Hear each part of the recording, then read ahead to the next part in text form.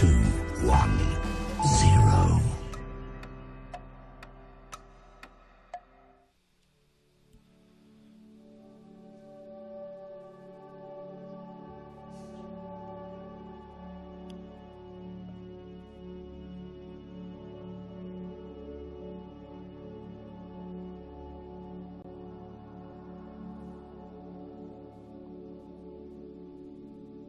Namaste, Om Namo Narayana, welcome back. Today we're going to do another reaction video of a guru. I started this last week with John Daruda, and I so enjoyed it. I was like, yeah, I can't wait. Let's just jump right in. So today we're going to do Eli Jackson Bear, who is the famous spouse of Gangaji, who you might know, the smiling, happy woman who's been teaching for decades. And so this is really exciting for me because I know nothing about him. I knew a little bit about John Daruda, but I know nothing about Eli, really.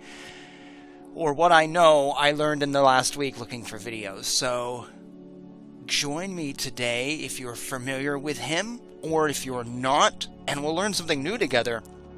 Before I dive into this, though, I want to share a few thoughts about why I'm doing this. First of all, I love gurus. Gurus are fascinating.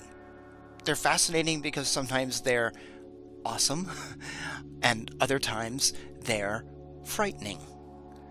But they're just such fascinating figures. Maybe they're people who really should be self-help teachers, or they're just good with psychology, or they are enlightened beings. And it's interesting to try to figure that out. And gurus are fascinating also because they relate to all of us in different ways. I may see a guru and go, yep, that person is it. And look at another guru and go, yes, stay away, you vampire. Whereas someone else might have the complete opposite thing. They may see that psychic vampire and go, no, that is just, this is it. This is where I need to be. So it's a fascinating thing because all these diverse gurus actually kind of reflect all of us and our diverse spiritual and material natures. And they're all kind of part of the same family tree on some level. They're not all necessarily Hindu. I think a lot of them are just like going off to do their own thing, but they have some Hindu roots. And as I said in my last video, who is a Hindu, being united is really important, and standing together, even with our massive differences in theology and beliefs, is really important. So when we have the followers of this group going, I don't want to be a part of this, and this group going, I don't want to be a part of you, we are actually weak. We weaken ourselves. If we could stand together, we are stronger. So for me to share these gurus on this channel, which I've done in other videos, may seem a little bit hypocritical because I am sharing people that I may not like, I may think are various forms of dangerous, and may not feel that are necessarily good for you. But if we are to stand together, it is important to recognize these teachers. Also, many of them, they do have good ideas, even if I don't think they're necessarily authentic teachers. Or as one wonderful comment said on my John Daruda video, this is word salad that sounds like Kamala Harris. So even if one of the gurus speaks like Kamala Harris, once in a while she says something interesting. And so in the spirit of coming together, I share these people who I may have major disagreements with. Now, I've always found gurus fascinating as long as I can remember, because it was through a guru named Kroli Baba to which I discovered Hinduism. And I grew up not knowing of any religion. I didn't even know what religions were. I knew Christianity was a religion, but believe it or not, I did not know that Jehovah's Witnesses were a religion. I didn't know Judaism was a religion, and that's all I knew about. And so seeing Neem Karoli Baba just poof, exploded my world, literally. It was like powerful, like, you know, explosions and firecrackers and whoosh. My sound effects didn't work there. Sorry, I'm just blowing in your ear. And it was just wild. So he radically changed my life. And many of us have either moved from one religion to another or discovered stuff through gurus. So gurus play a very, very important role in spreading Sanatana Dharma, good and bad, and spirituality in general. So there's such a fascinating thing. I think the other way we tend to find, like, Sanatana Dharma is a book on the shelf. I hear people all the time say, yes, I went to this bookstore and there was this book, The Knee of Listening, and it changed my life. And those books are often written by gurus. Also, Sanatana Dharma says we should have gurus. So they're just such interesting things. So I like learning about them, and learning about them here with you makes this just a fun experience for both of us. Instead of me sitting here at home all alone watching YouTube videos, we can do this together.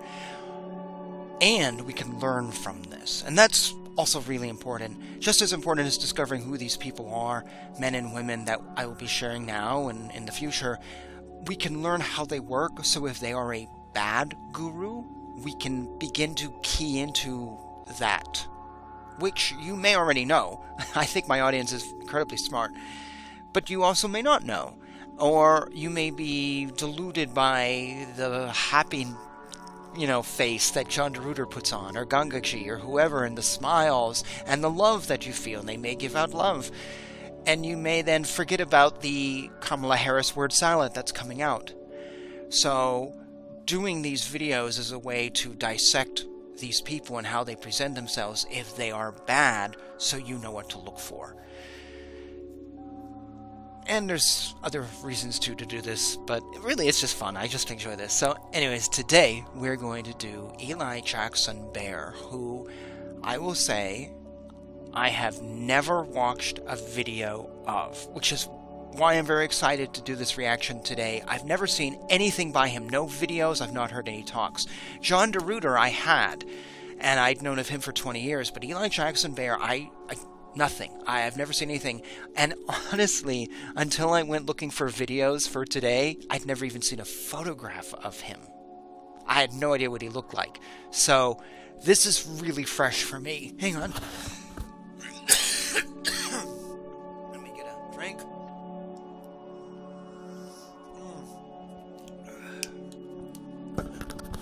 Sorry. Went out for a 4.25 mile run this morning. Training for a 25k marathon in about 2 months, and it just gets my throat going sometimes, and then all this talking doesn't help. Anyways, I had not seen a photo of Eli Jackson Bear until this week, so this is also very fresh for me. I just Now, I do know a little bit of him. I know that he practiced some Buddhism or experimented with it or delved into it at some point.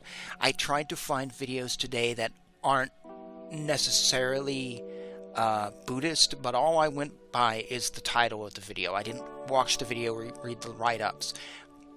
So there may be some Buddhist things in this, and if I catch that, I may not comment on it because it's not really the focus of this channel. And I also know that he delves into New Age stuff. And it seems to be he's really into the Enneagram. That's like all over. When I got into YouTube, the first videos were Enneagram, and he's written a book about it. I don't know really how that's spiritual. That's just psychology stuff. So maybe he's trying to reestablish himself away from the New Age teacher thing and as this scholarly Enneagram thing, because he's got a little bit of a scandalous past. And that's how I know him.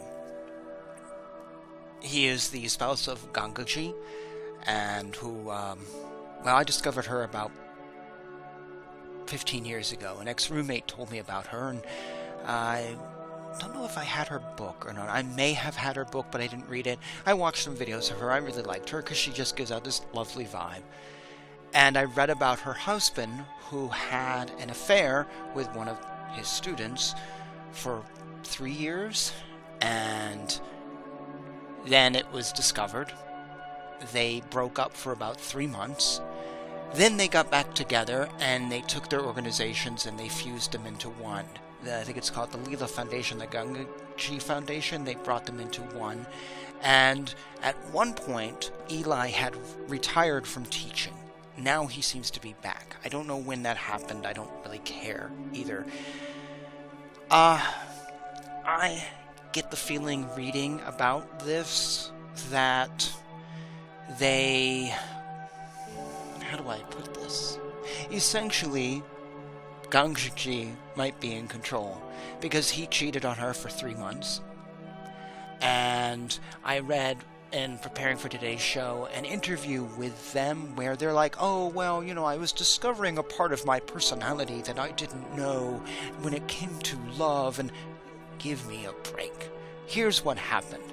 Gang Zhixi said, you screwed me over, and you're going to sleep on the couch, and you are not going to destroy my career, because if people know about you, you're going to fall, and you're going to take me with you, and I haven't done anything wrong, and my reputation is going to be tarnished. So we're going to go out there, and we're going to smile, and we're going to say good things, and we're going to bullshit our way through this. And you're going to take your organization and put it with mine, and I will rescue your ass, because I'm not losing my house over this. I guarantee that's what happened. Because I had someone cheat on me, and it took more than 3 months to get over it. I didn't. I said, bye. And that was 2 years of cheating. So 3 years, and you're married to this person? Yeah, she didn't want to lose her career. I got it. That's fine. Though it's not quite honest, and this interview I read with them, the newspaper even said, we print this not because we agree, we print this because it's kind of disgusting. It's just horrible. So they're using spirituality to just gloss over it, that they're like, I don't know. They're trying to present themselves as beyond human. That is the feeling I get when I read stuff about their divorce. I don't really want that feeling. I want down to earth. I want them to be real. But these gurus also, Gang Zhixi and Eli, often attract questions when it comes to their spirituality. There is an article down below about their divorce. I didn't put the link to the interview that I read, but there is an article down below on the divorce. Last thing I want to say about them is they are both followers of Papaji, who was a follower of Ramana Maharshi. Ramana Maharshi never technically had students or told anyone to go teach. So some people say they technically don't have a lineage. Some people even say that Papaji didn't give them permission to teach in his name. Lots of controversy here. And that is pretty much everything I know about Eli. I have literally given you everything. and that's it. I know no details, no nothing, and that's it. So you know where I'm coming from in this video. And I want to make that very, very clear today, that I'm completely... you know, it's a long introduction, I understand, but you know exactly where I'm coming from. So now, let's turn to videos. I found 4 videos. They're all kind of under 10 minutes, I believe. Just grabbed what the headline said was interesting. So let's go to them now. Just random things. So let's do a little window dressing here. Here we are. And the first one is called... let me give you the title. It's called Sex and Relationship, Escaping the 3 Nets to Freedom. And I thought, given Eli's background with having an affair, this would be the perfect video to start up with. So you see, it's not that long. So here we go. Let's listen together. There is an introduction here. Justify him a little bit.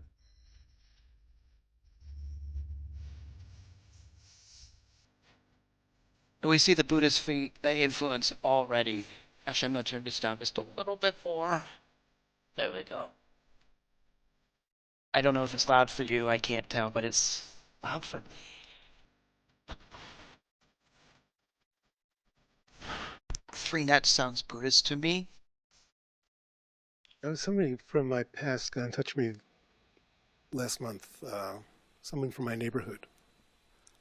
And he said, you know, he named the people that are still alive and still there, and that they all get together and they talk about me. They follow my career. Some of them have listened to some audiobooks.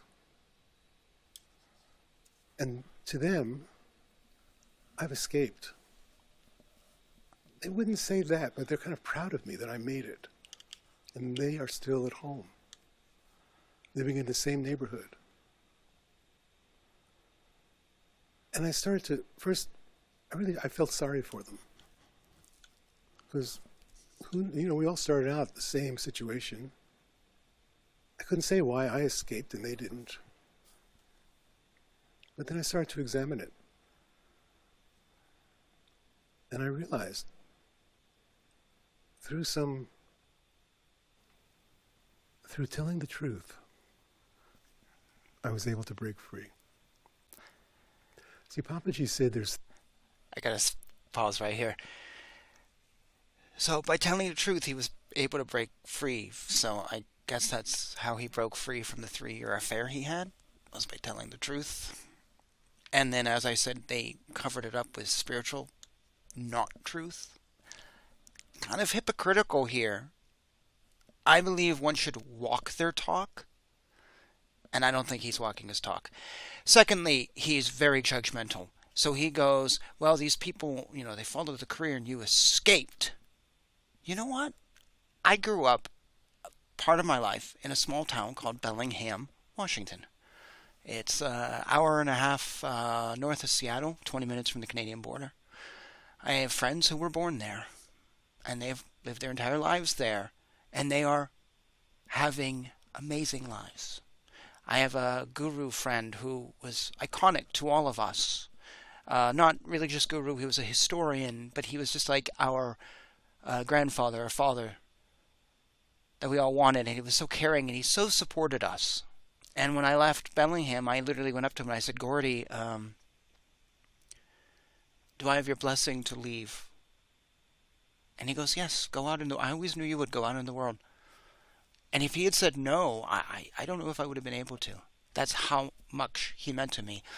And I know many people in this little town who do many wonderful, great things, and they've been there all their life. Just because someone never left doesn't make them bad or stuck or liars. This is such a city-country type of personality view or whatever. To criticize someone, well, I got out of the world and I'm doing all this stuff and, oh, look at you in your little house and your car and your kids go to the same school you did. Oh, I'm so much better than you. Wow, that's so arrogant. What he could have said was, yes, these people have followed my career and they look at me and they go, you're stuck. What he should say is, are you really? You're living good lives. You're raising great children who may change the world. I'm not. Your name wasn't destroyed in the media for having an affair. You're contributing to future generations and communities and whatever. Your life is good. Why would he go into them and go, oh no, you're right, I got out because I spoke the truth. I'm sorry, Eli Jackson Bear. What type of arrogant egotist are you? And we're only a minute 44 in, and he's literally dumped on an entire community because he tells the truth. Except for 3 years. One must always have an exception to the rule.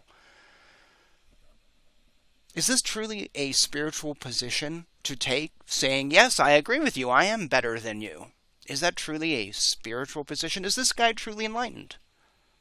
To let us know he is better? 3 nets that catch all the fishes that are being washed downstream, believing they're going with the flow. Those 3 nets are survival, sex, and relationship. And we're all caught in the beginning in the relationship net. And Babaji said what the bait for the net is fear or desire. Fear chases you into the net. Desire attracts you into the net.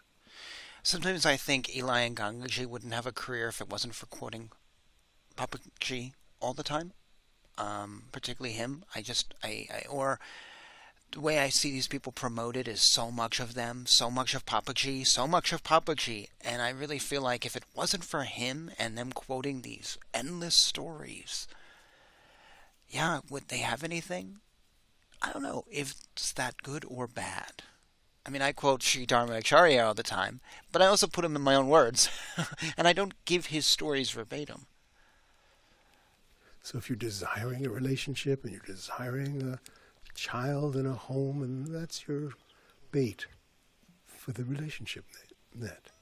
If you're afraid of being alone and you're afraid of how you're going to survive without a partner, that's the fear that drives you to the relationship net.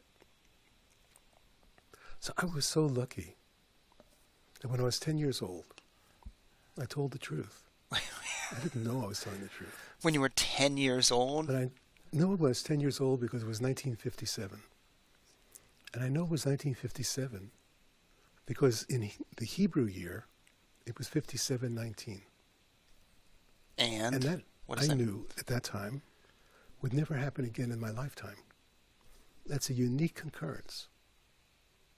And that I could somehow attach the fact what that happened? I knew I would always remember that to my vow. So essentially you're saying at 10 years old you had a revelation to myself, and that set up your life? Not to have children. Oh, not to have a family. Ah. Because when I looked around, I saw that everyone was unhappy and faking it. I'm reminded of Adidas Samraj, who said when he was a baby crawling around like 4 or 5 years old, he could see how unhappy everybody was because as a child he had been taken to this, he was special. Whenever gurus talk about, well, as a child I had a view that nobody else had. Yes, that might be true. Maybe you did, but I highly question it. I highly question it. Sometimes I think these gurus say, well, when I was a child, this happened to give themselves clout, to make themselves like, oh, look at me, I've been blessed since birth. But I find it very irregular. I don't know. I highly question it.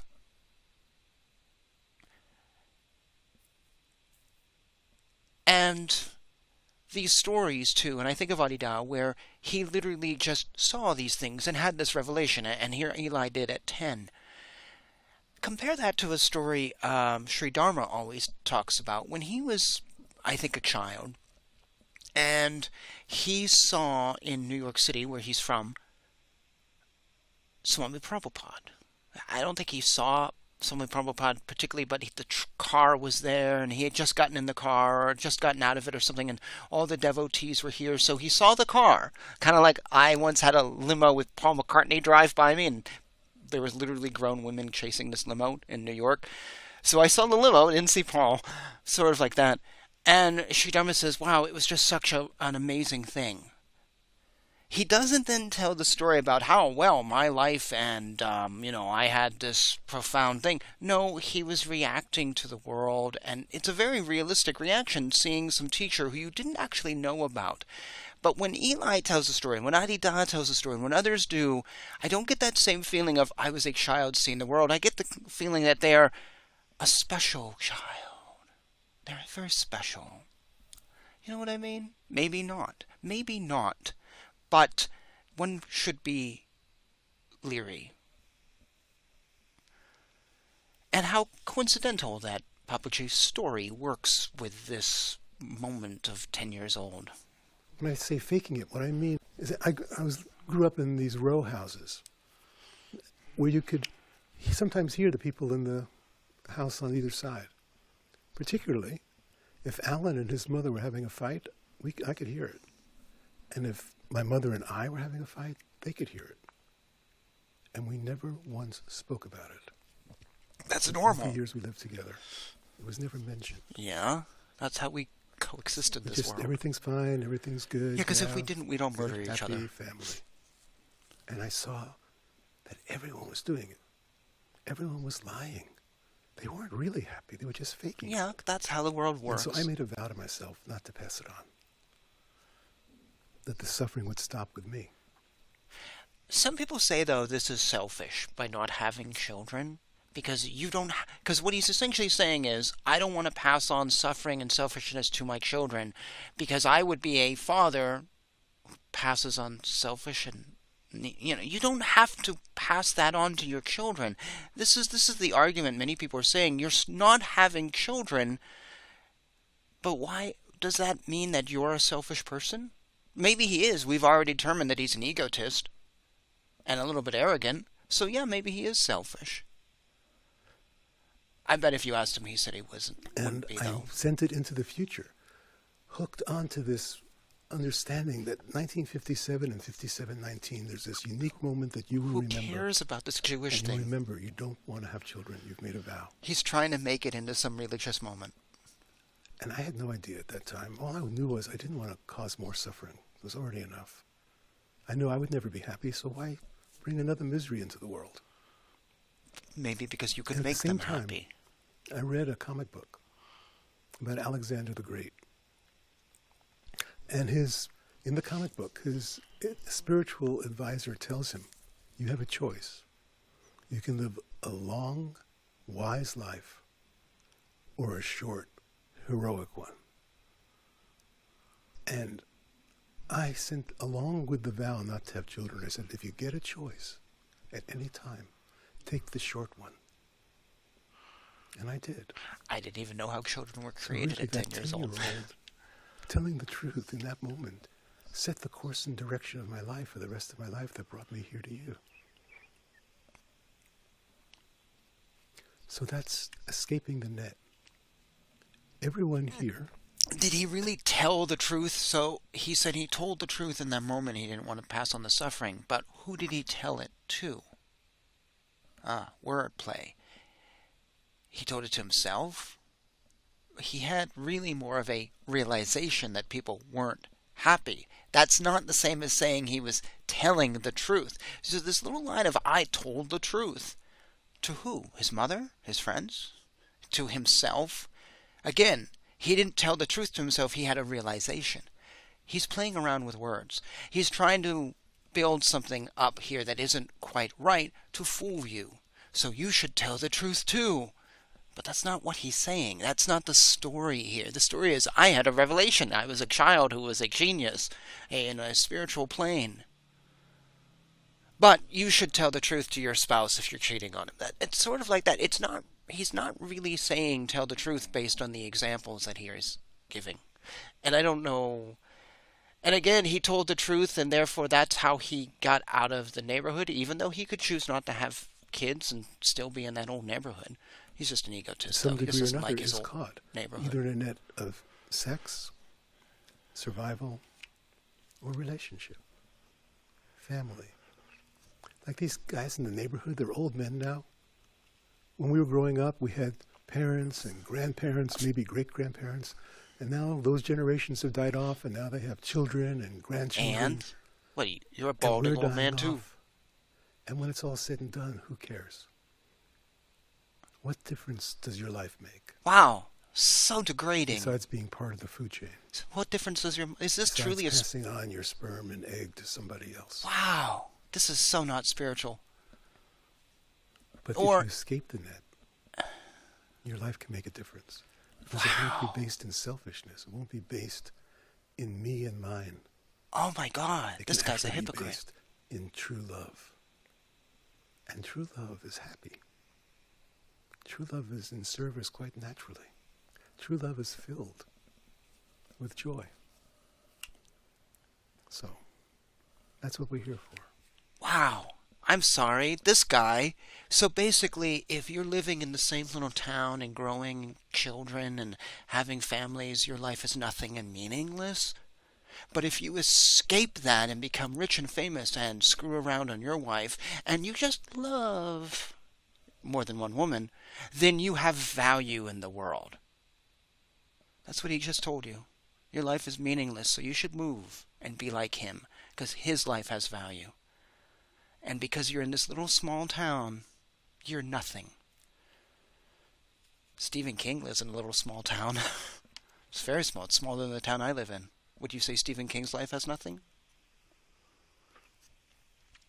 Lots of people have lived in small towns and done great things. Are you saying their lives are nothing? Wow. But he's full of love, you see, so it's different. And he escaped. Wow. This guy's a narcissist. This isn't us. Can you imagine Vivekananda traveling the world when he did, he toured America, and he goes up to these women going, well, if you only lived a life like me, your life would have meaning and have value, but it doesn't. because you don't live a life like mine. Or Ramana Maharshi looking at everyone going, yeah, your life is meaningless because you live in this little small town in India. Wow. I'm sorry. Wow. And then this Jewish calendar thing makes everything he said valid, I guess, because a Jewish calendar, he's not Jewish. What does he care? Wow. I'm just... Oh my gosh. Okay. I got 3 more here. Wow. Let's go to this one. We will pause this and adjust that. Sorry. I don't know how to make that not happen. I don't want to cut off the screen, so we'll shrink it. There we go. So this is called The Essence of My Teaching. It's a little younger video. The Essence of My Teaching. If you don't identify yourself as an animal, the animal's included. Everything's included in totality. Nothing is separate. This is, everyone wants to get to oneness by trying to make the animal mush itself into everything else. But that's not how you get to oneness.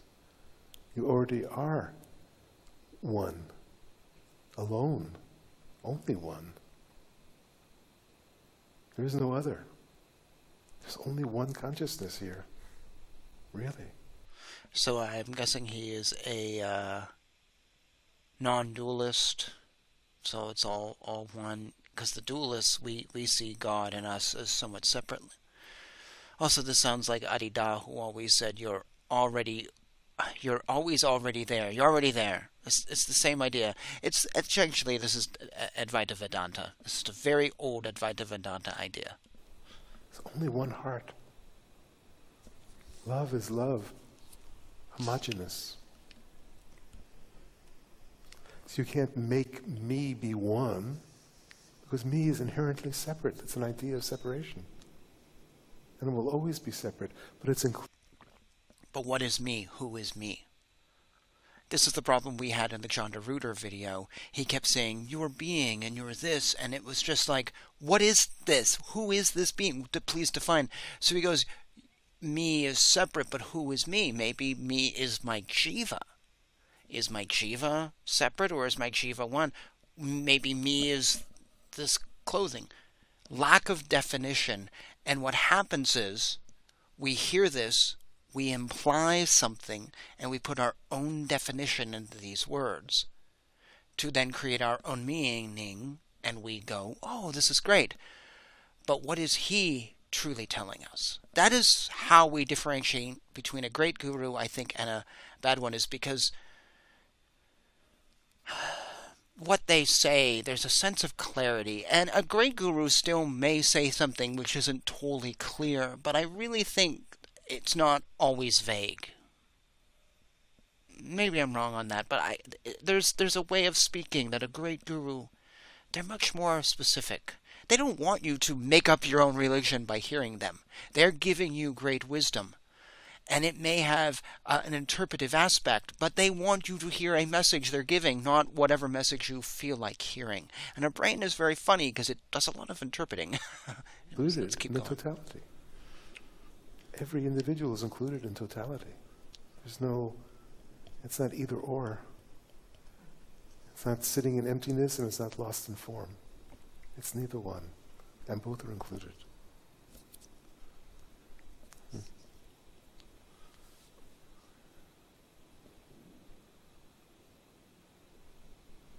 In our animal identities, we want to reproduce and be successful. Get the prestige of our group, have everyone look up to us, be, whatever the criteria of the animal is, Yeah, that's Chimpanzees have social hierarchies. Gorillas have social hierarchies. It's not necessarily a spiritual point of view, given Chen Goodall says this. And so as an animal, that's what we want. We want to survive, we want to have a group, we want to have a family, we want to have me as a big somebody. That's a survival mechanism. is I am somebody. And it's useful. It's been useful. But now we're growing out of it. We're growing up. It's not that me as somebody is bad or wrong. It's just an imagination. It's a concept. A useful concept. We still don't know what me is, or who me is. But it's not the me as somebody that wakes up and then is free. You wake up from the idea of yourself. Oh, so now we have me It's and the just that idea of simple. yourself. You already are consciousness. And You consciousness. wake up from the idea of yourself. So,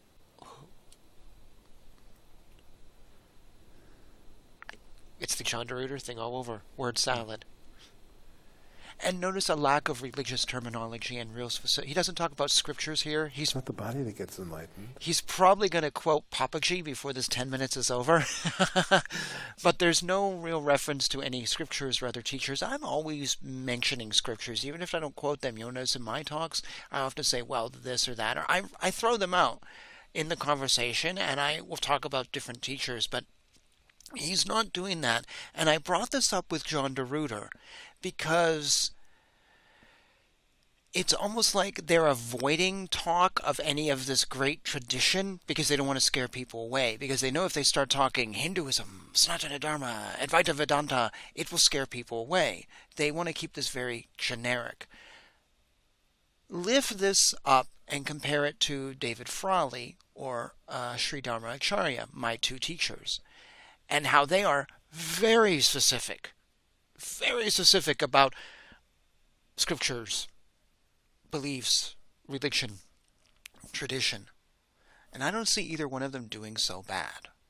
But I think they're doing pretty well, or decently. It's two very different things. And then look at the people that are attracted to those two teachers versus Eli and these others. I think the people who go to Sri Dharma are very intelligent, and I think actually some of Eli's followers are probably very intelligent too. But there's a level of manipulation I feel with Eli that I don't get from these other teachers. Play some more.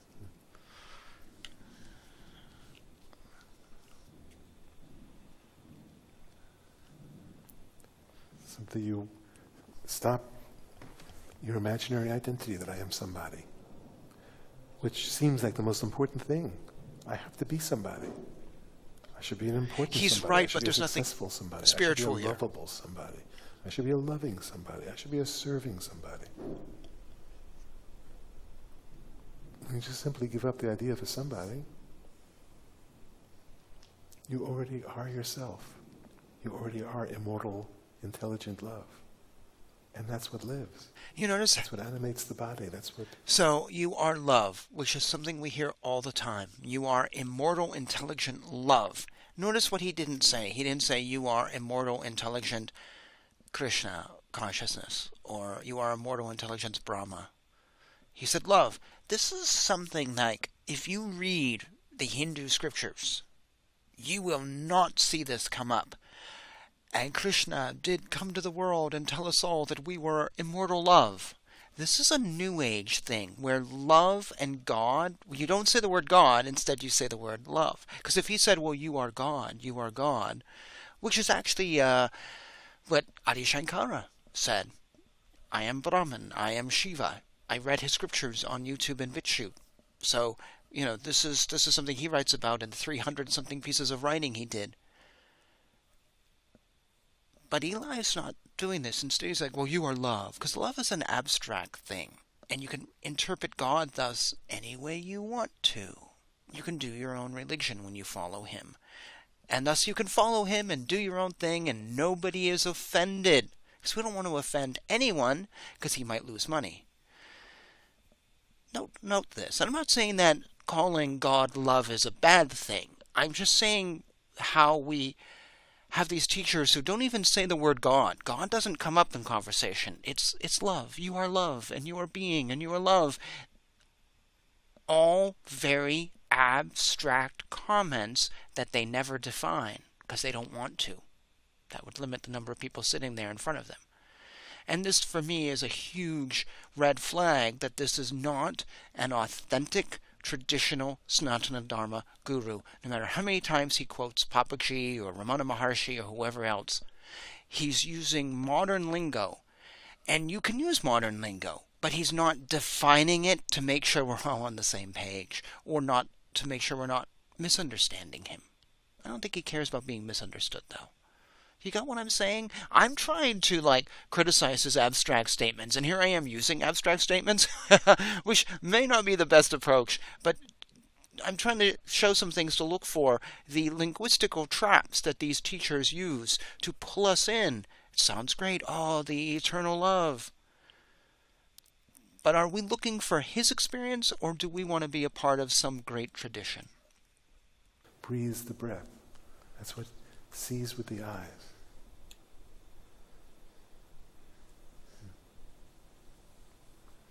Then you are yourself. How will I be myself? Who knows? If you're following a form, if you're following a pattern, if you're following a concept, that's not yourself. That's some idea of yourself.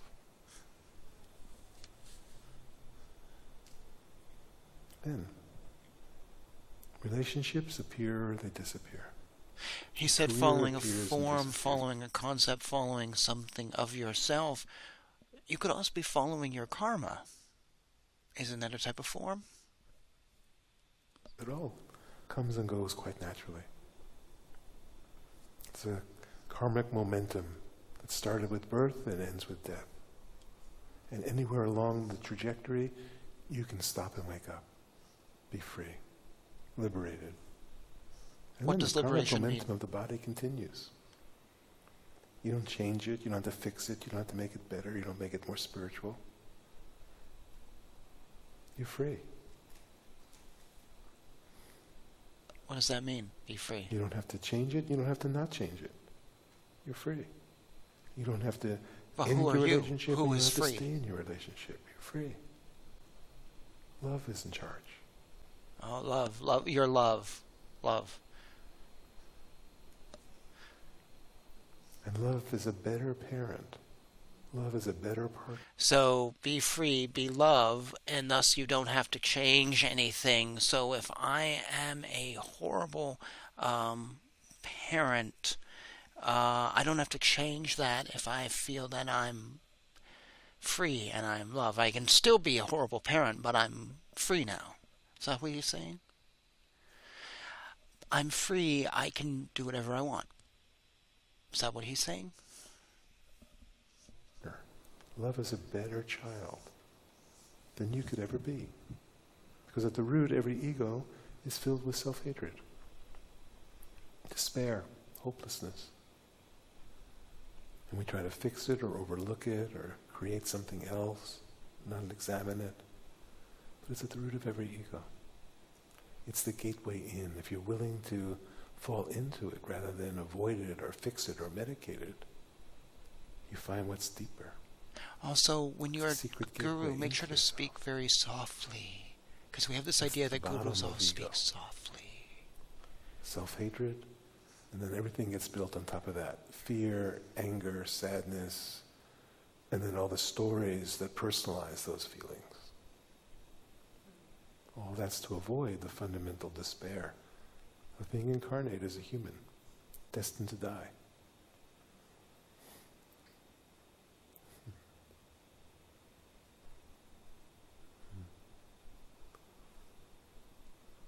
So it's what we avoid the most, and it's the secret way in.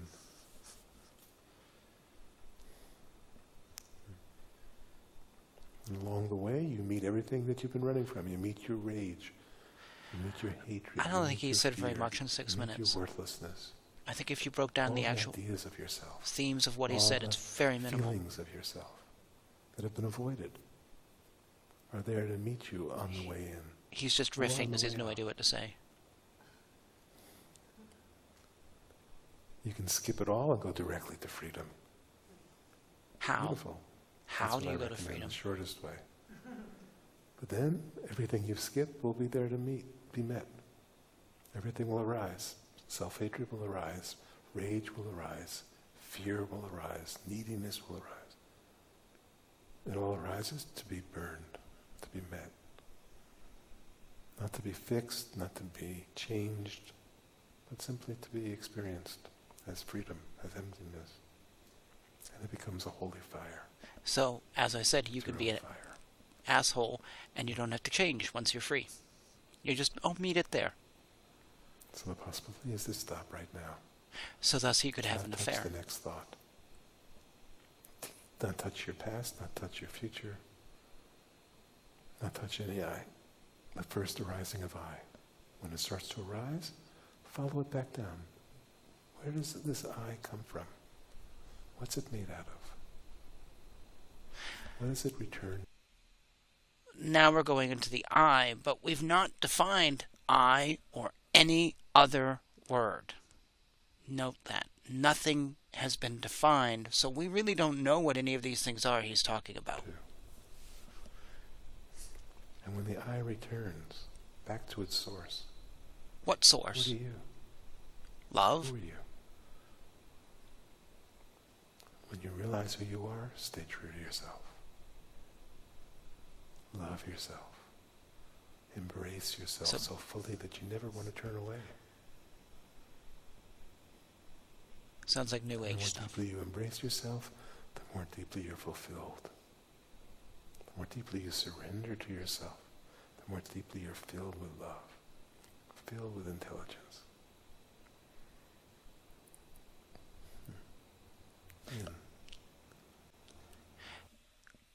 Notice he says, you embrace yourself and you love yourself, and it'll make you smart and it'll make you, fulfilled with love, full of love.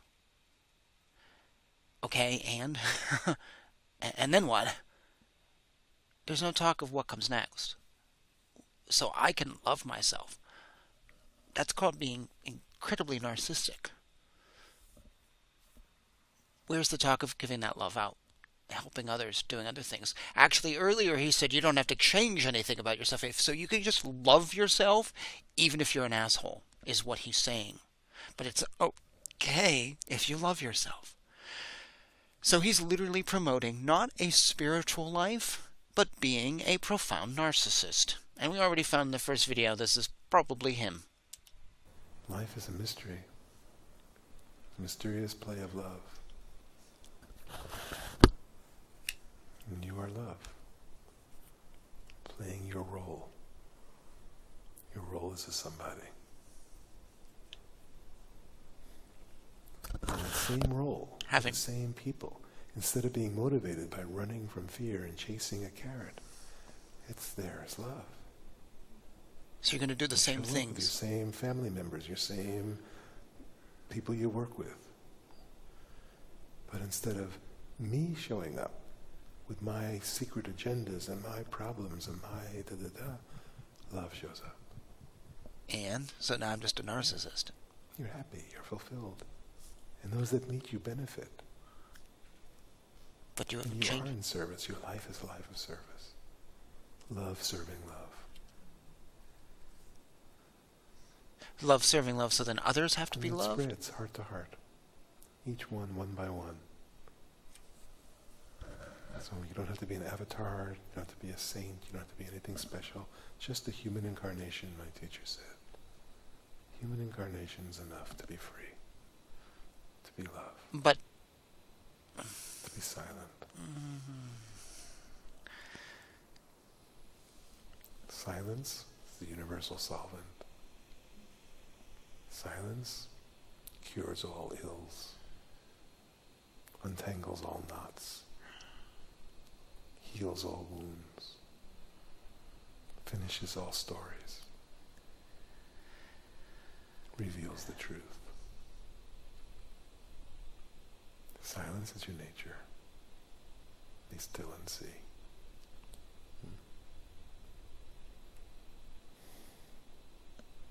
It's beautiful.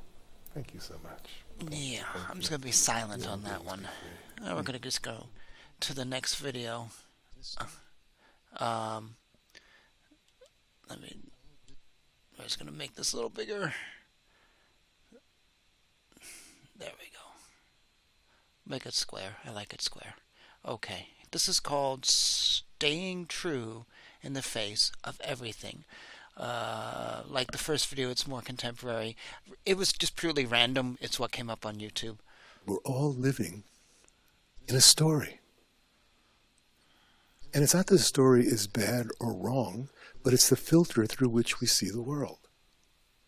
And when people heard this, when they first heard of what they call Vedanta or Advaita or whatever, and stop the story, well, that stop the story itself is this kind of story. And so we're all babbling internally, inside a story that we don't even see because it's the texture of reality. It's what we just overlook, like the fish overlooks the water. So I don't want to say he's a psychopath. I think he is narcissistic. I think he's egotistical. I think he has a very high view of himself. But I was watching this video the other day where it was talking about psychopaths and sociopaths. And one thing is that you could always tell a psychopath because they don't blink and they just stare at you. Because they're trying to sort of look at you to compensate for the lack of emotions that they actually have. They're trying to be tuned into you, to show you how cool they are, because they really don't have anything inside them. You know what I mean? With my glasses, I don't think the effect's coming off quite the same. And I suddenly noticed he was staring right in the camera, which is fine. He's talking to the camera, but he's not blinking. You should notice that I noticed a blink at 33 seconds, but he's not blinking. He's not relaxed. If you're relaxed, you blink. If you're not relaxed, and this is the sign of someone who's got some issues. This stare. Now, of course, we want to say, "Oh, this guy's spiritual," but I don't know. So we're immersed in a water of story, and it's possible to wake up and be free. When we stop telling ourselves our personal story, that includes our opinions, our likes and dislikes, our judgments, our guilts, our blames, all the stuff that makes up the internal dialogue. It's part of the larger bubble of trance that we can wake up from. So to wake up from a bubble of story is to become disillusioned with it. Because if you really believe it's real, whether you believe Jesus is real or you believe, Muhammad is real or whatever it is that you believe in, any religion, any cult, anything at all, when you see through it, you become disillusioned. And this disillusionment is painful. Something that you've loved, the church. You love the church, you love going, you love the community, you love Jesus, you love... So is he... I'm hung up on the non-blinking thing. Is he saying that all religions are junk? So thus there's no reason to be Sanatana Dharma or Muslim or anything, just be anything you want? So essentially, forget about it all? Just do your own thing? Is that what he's saying? And then something pierces, and you see through it. And there's a great pain of loss, because you've been disillusioned. So consider, illusion brings pleasure. Disillusion brings pain. So nobody wants pain, so people would rather continue the illusion. Yeah, that's and just patch it up. That's... Repair it, put new wallpaper up. I haven't heard anything from him that's profoundly spiritual. This is all psychology 101. This is basic human nature, nothing of any profound depth, probably because he just wants people to do their own thing anyways. And because he's doing his own thing. Is to see through it all. But for that you have to want the truth more than you want the illusion. And for that you have to bear the pain of disillusionment. Because the pain of disillusionment pierces your heart and opens the possibility of meeting the despair that you thought you were saved from by the illusion. Because as long as the illusion is providing perks, it feels good, you've got the community, you've got the pleasures, the bliss of worship, whatever it is that brings a group together in bliss or in pleasure, there's the loss of that, the despair that is hiding under that is then revealed. And that's the way in. That's where surrender happens. That's where the possibility is to turn your back on the illusion, all of it. Because once you're disillusioned, you're also alienated. You're now separate in a way. Where before, you were part of the homogeneous mass of whatever it is you were living in the illusion of. This is sort of the same From thing the level of the as the last church, video. or He doesn't really believing like in being a the part of society. capitalist version of reality, or the Soviet version of reality. So many people were disillusioned with the Soviets. So many people naturally get disillusioned with capitalism, with all the different forms. And when you become disillusioned, there's a pain of loss. And sometimes that pain turns to bitterness and anger and resentment. And you go to war with it. That way it just causes more pain. That's the way of pain. Conflict. So it's not about going along with it, and it's not about bowing to it. It's staying true to yourself in the face of everything. That's what we're here for. People think waking up means suddenly... So in the first video, we saw that he was declaring the truth at 10 years old, and he got out of his small town, and now has a nice house and a lovely wife, and he's famous, and his life is great. Because he broke from the trap of society. And here we are seeing the same theme again. So his message seems to be, don't be a part of society, be outside of society, like me. Do what I do, spread love. I think I like John DeRuiter better. A part of me, and this is what I was hesitating to say, is just thinking so I said in the John DeRuiter video, there are some people who would probably hear him and very much connect with him. And now I'm just wondering, well, who will hear Eli and connect with him? Who are these? What is he giving people? I don't know. Let's play the last minute. You see the light and you see the angels and you're in heaven and everything. You can do whatever you want and it's all okay. It's much better than that. It's much deeper.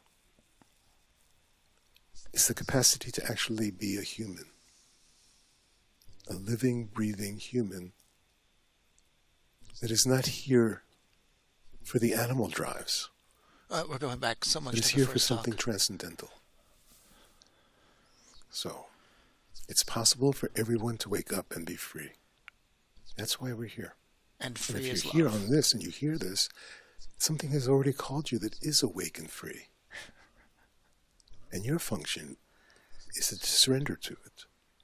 To surrender to your own self. And the great trap is you surrender to something outside yourself. This is the cult. This is the religion. So you surrender to something outside of yourself. That is the cult. That is religion. So what he is essentially saying is that if you surrender to Krishna, you're in a cult. If you surrender to Jesus, you're in a cult. You surrender to Buddha, you're in a cult. Don't surrender to man-made religions. Surrender to whatever's inside of yourself that you've made up listening to my weird talk. That's what he's saying. Make your own religion. That's what he's saying. Go with your feelings. Go with your flow.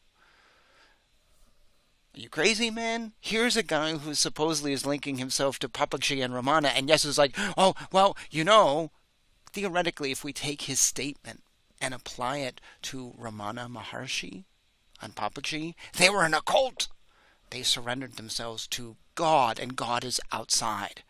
Unless he's inside, but he hasn't said that. What he said is eternal intelligent love is inside. So you're supposed to surrender yourself to a nonsensical, abstract idea with no form, with nothing, but don't surrender yourself to Krishna. That's a cult. Wow. Wow. Just wow. Sorry, wow. You surrender to Jesus. You surrender to the Buddha. You surrender to the Guru, God, whatever it is. You are a guru, It's dude. not that. It's much more profound. You have full responsibility. See, that kind of surrender to something outside yourself, there's no responsibility. But to surrender to the truth of yourself is to take full responsibility. And that's the possibility of actually the next step of human evolution. But what is the truth of yourself? Wow, wow. Wow. So if you go back to my cult episodes, you'll find that Buddhism is not a cult. Hinduism is not a cult. Christianity is not a cult. He's literally just called them cults. So I guess when he had an affair, he surrendered to himself. I don't know. We got one more video. And while I'm adjusting this, I did this with Chandraruder too, even though it makes the episodes really long, because I want to give enough video to feel like I'm being fair. You know, if I were just doing a 5-minute clip, is that really me seeing him? And here we have clips from multiple parts of his life. I can't preview it, so I don't know when this was. Okay, 2008. Hopefully I'm getting a big view of this guy, and that's being fair to him.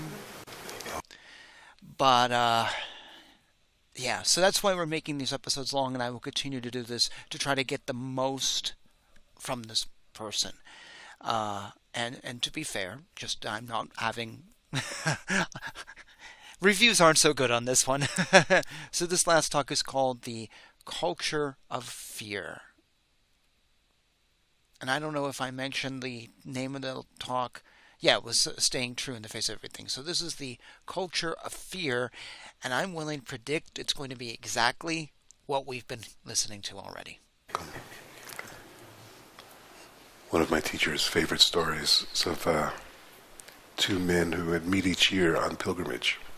And they were coming from different parts of India. They were both relatively successful small businessmen, and they would meet each year and talk about their different strategies for how to raise their family and how to not spoil the kids with the money and make sure everybody's well taken care of but not too well off. And then they'd have their good time, and they'd meet each year. And then one year, after one man didn't show up, and after several years of not showing up, his friend went to look for him to find out why he hasn't been coming on his pilgrimage.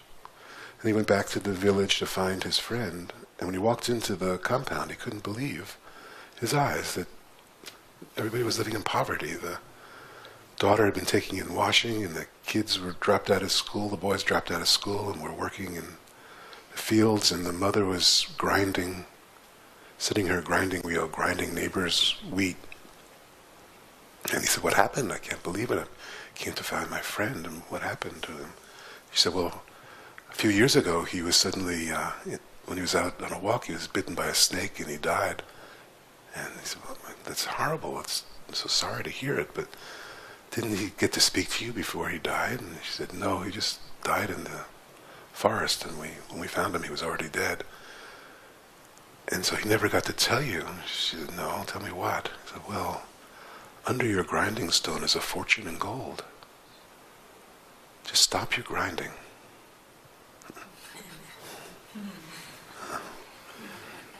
Lift off this burden of the stone. There's a fortune in gold." So my teacher would love to say that at that point, she didn't even have to stop the grinding. She already knew it was true and became very happy. Yeah, this is a lot like the last talk. You are already... And that's the situation that we're all in now. Everyone's grinding. And this grinding is being run by fear. It's so and much so the we last have talk. a world of fear. Everyone furiously grinding away as best they can. Interesting. Afraid I've chosen 4 random YouTube videos, 100% random. There was a few I didn't choose because they had Enneagram in the name, and then there was a couple that had a Buddhist feeling to them. And yet we're basically hearing the same talk, which is fun. We all have our niche. And John DeRuiter, I called out for doing the same thing. He would talk in this interview the stuff we'd heard from a different thing. I think about, though, Swami Prabhupada. Could you say that Swami Prabhupada only had a couple things that he said and he just regurgitated all the time? I don't think so. I think about Sri Dharma Acharya. I've been watching his videos since 2018.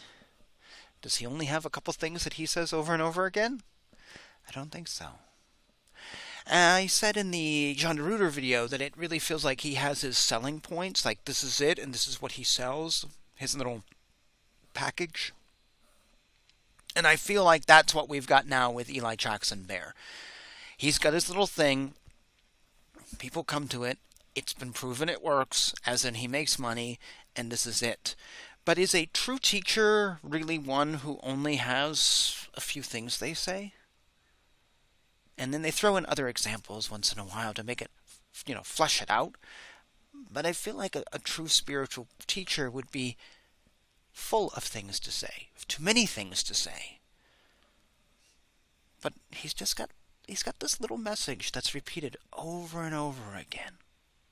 And that's very interesting to me. Anyways, let's keep going. Stop. And under the grinding is the treasure, already here.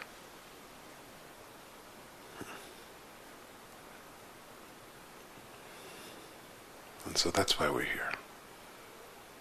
To leave the millstones and grinding stones at the door. To stop everything. To realize what's already here. So much like Adida. To realize it directly. First you hear the good news. She heard the good news and became instantly happy.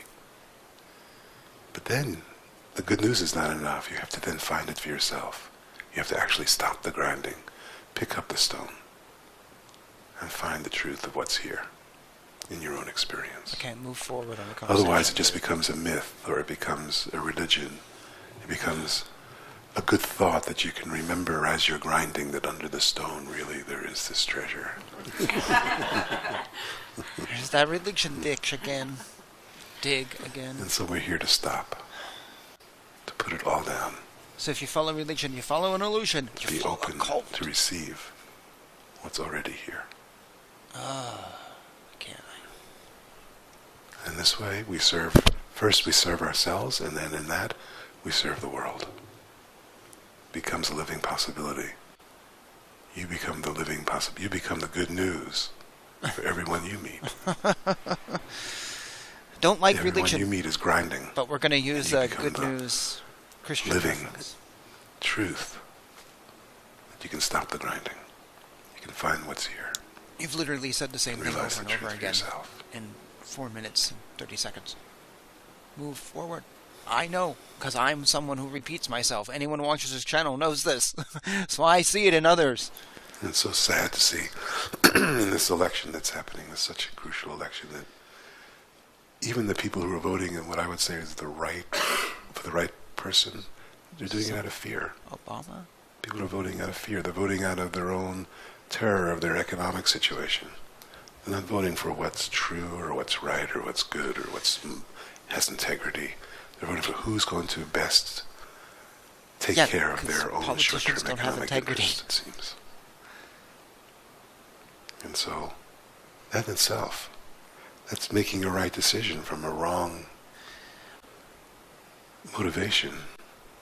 What does this voting in fear and election have anything to do with the previous story? What does it have? It has nothing to do. The previous story was roll the stone away, find that treasure. It's already there. Oh, by the way, voting in fear due to whatever.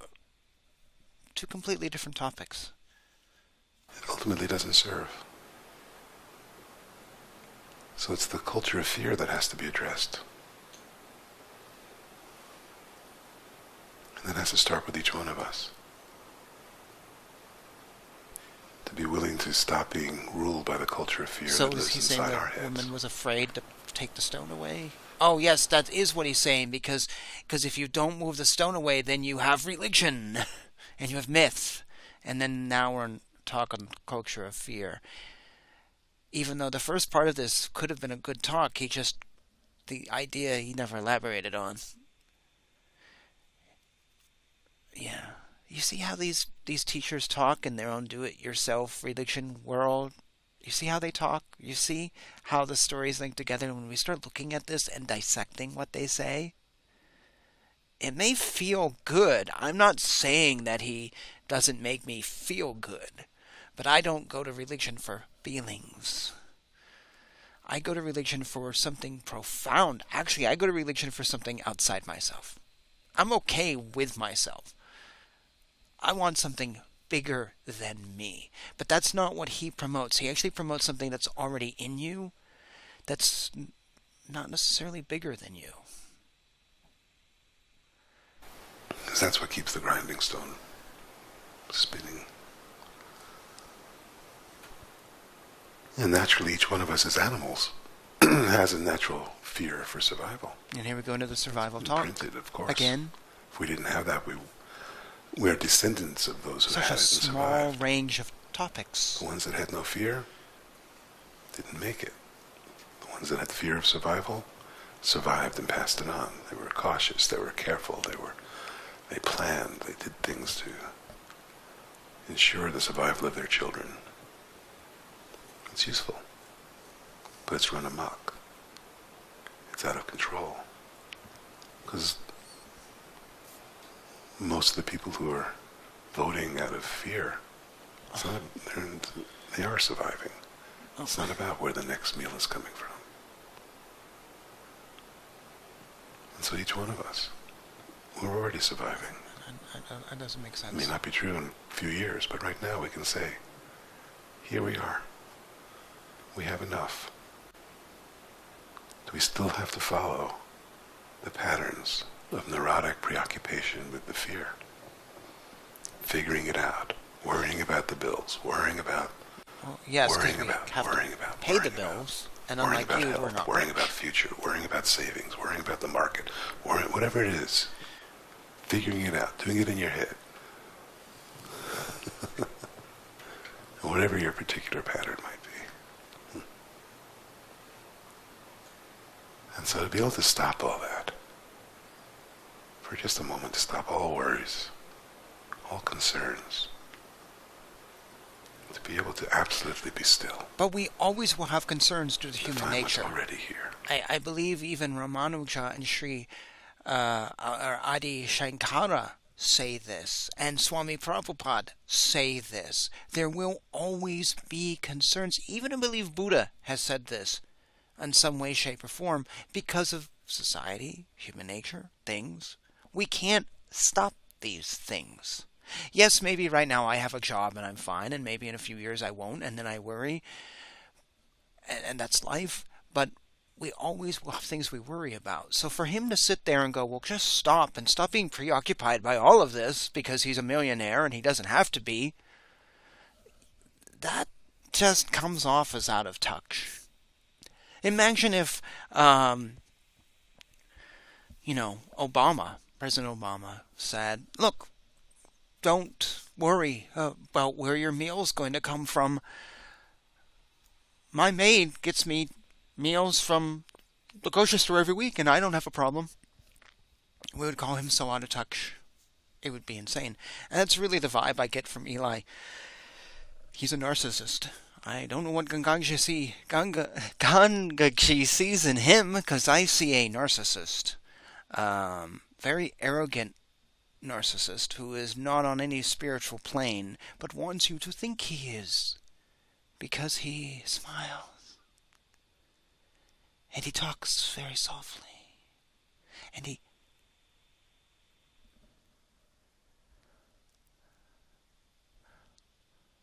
looks around the room. See how spiritual I am. Aren't I spiritual? Just if you believe in Krishna, you're in a cult. Let's get this over with. I'm not impressed. That's why we're here. I am not impressed.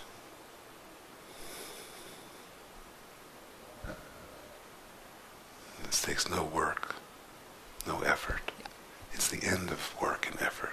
Just because you're in touch with yourself doesn't mean there's a lack of stress or a lack of work. Countless generations of work and effort have brought us to the moment where each one of us can stop, No. can examine for ourselves in complete stillness, effortlessly. What is already alive, what is already here, what is already present, alive inside each. I practiced Zen for summer at the San Francisco Zen Center. And I remember a teacher there said, Zen is not sitting in the Zendo doing the 2-hour meditation we would do at 4 a.m. or the lunchtime meditation or the evening meditation. She goes, that's not Zen. Zen is when you stand up and you start doing things in the world. Zen is when you have to come up and work in the office or clean the bathrooms as I had to do. Or Zen is just walking and doing things outside of that room. That's when Zen starts. And that always hit me as so profound. That is true living. It's not sitting there in silence. It's when you get up. He's teaching the opposite. He's saying, oh no, this is it. That's so profound. Oh, we got it now. But the fact is we all at some point have to stand up. I have to pay the bills. I have to go to work. I have to do things. I have to pay for the college for my kids or my car payments or my college debt, or I have to take care of my parents, or I have to do a million things. I have to. I can't always be still. But he's essentially saying, well, that's it. You should always be still. But that's not workable. Even Buddha wouldn't agree with that. You do have to stand up and interact with the world. So I'm not really getting where he's going with this. I think he's doing this sort of, how would I say,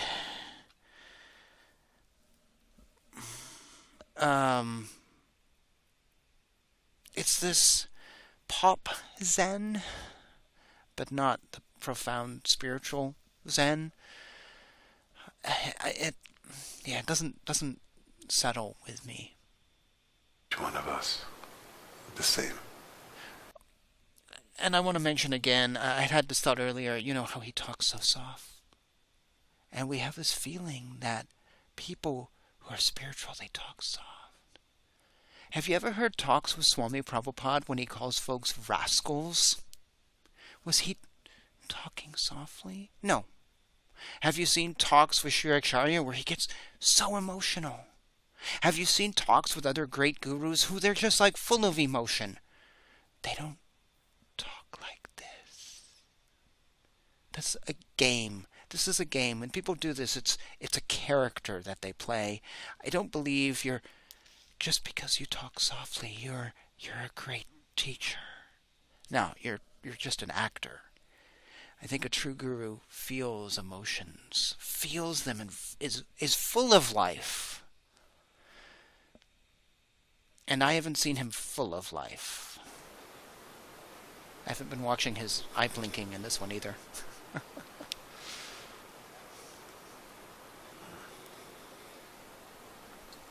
Adida used to do this. This is just such a, I'm going to look around the room and like I'm blessing all of you. That is such a, Adida did this. It's like he's just copied some things over.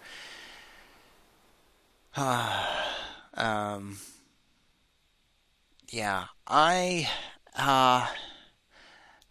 that's it for videos. Let's go back to the normal array that we have. Oh, I'm sorry. That's a bunch of other stuff. Oh my god, I'm sorry. Let's get rid of the opening here. I have 2 YouTube channels that I do. I don't know if you're aware of this. I have one on rockabilly music that I do, and I accidentally hit that. Let's just just gonna take a moment out. This is what you were seeing. This is my other channel, Rockabilly and Double Bass, where I talk about rockabilly, classic music, and double bass, which I play. You see the double bass behind me. This is my favorite group. That's Reverend Horton Heat, and there's Imelda May. So if you should, Mad Sin, the bass player, and this last one's my teacher, Slick Shofik. So if you should ever want to talk about double bass, you can check me out on another channel that looks like this. So this is what we almost got to. So here we go. Let's go back there. Anyway, sorry. This is not the best organized program. So I am not thrilled by Eli Jackson Bear. I may have been too harsh. I understand that. That's I'm just not hearing what I would like to hear. It is an interesting thing, these teachers. Would I recommend him? No. I don't get good vibes from him. I mean, John DeRuiter, they both have problems with their zipper. And I think that sincerely hurts a guru. I don't think there's any coming back from that. That and fraud and killing and other things. It sincerely hurts them. So whenever I see them, I'm still thinking about his zipper problems. And all this wonderful talk is just kind of empty for me.